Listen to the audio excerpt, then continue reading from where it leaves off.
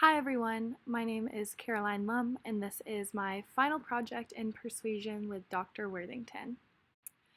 I propose a theory that has to do with the change in power dynamics in the family unit, specifically how this gradual change affects the efforts of persuasion in both parents and children.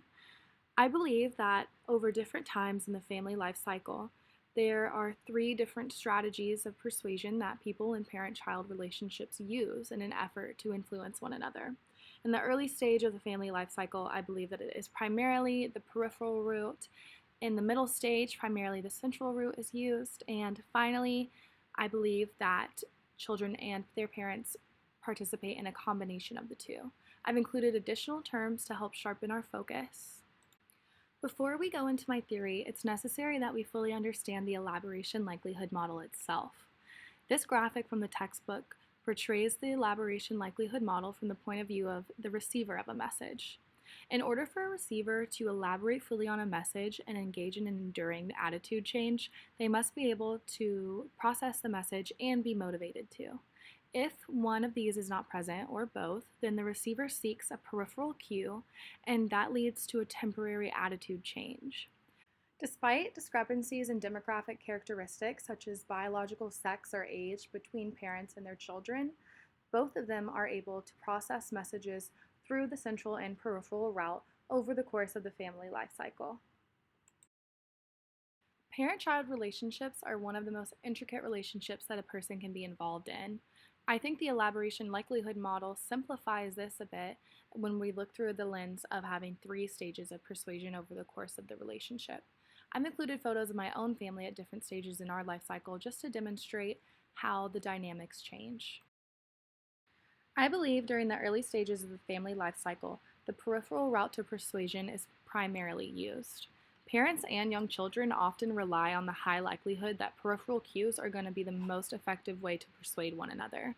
A small child's cry is a peripheral cue to the parent that their child needs attention, although they might not be able to give them information regarding why they're crying. A parent giving their toddler a stern look is a peripheral cue that the child needs to change its attitude and behave, at least for this point in time. It's important to note that parents have legitimate power in this stage and all the other stages. Their authority over the children provides credibility and affects their ability to persuade. It's also important to note that they have goodwill towards their children, being that they care for their children and most often have their best interests at heart, and that's considered by the child when being persuaded. A second claim of my theory is that during the middle stage of the family life cycle, the parents and children engage in primarily central routes to persuasion and understanding messages. A parent may need to sit down a misbehaving child and explain to them why they need to adjust their behavior, providing plenty of information that will lead to a long-lasting change. A teenager who may want to go on a trip with friends will present their parents with all of the necessary information about the trip to convince them that it will be both safe and beneficial experiences. Both the parent and the child possess referent power in this stage because they have shared experiences and mutual respect for one another. Also note that they have often shared cognitions, which are bits of knowledge that we carry along with us over time. Sharing common knowledge is a beneficial resource to those attempting to successfully persuade a family member. A final term that we should consider in this stage is ego involvement. Ego involvement refers to an individual's commitment to a certain issue, and it's closely related to the way that they see themselves and their self-esteem. Parents have established ego involvement, and children are learning to develop ego involvement in different things. But that doesn't mean that it stays stagnant over time. People can be involved in different issues at different times, affecting the way that they can be persuaded. In the final and most enduring stage of the family life cycle, I believe that parents and children use a combination of peripheral and central routes to persuasion. Parents and adult children navigate their relationship with one another and decide which route would be most beneficial for their persuasive message. Each party in the relationship is able to send and process messages through both routes.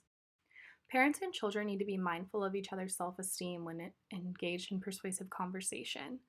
It's important for there to be a balance of positive and negative feedback so that they can ensure that the other person has a moderate self-esteem level, being that they are most susceptible to persuasion. A parent may send a lot of information about why a child should visit for Christmas or simply a Christmas tree to get their message across.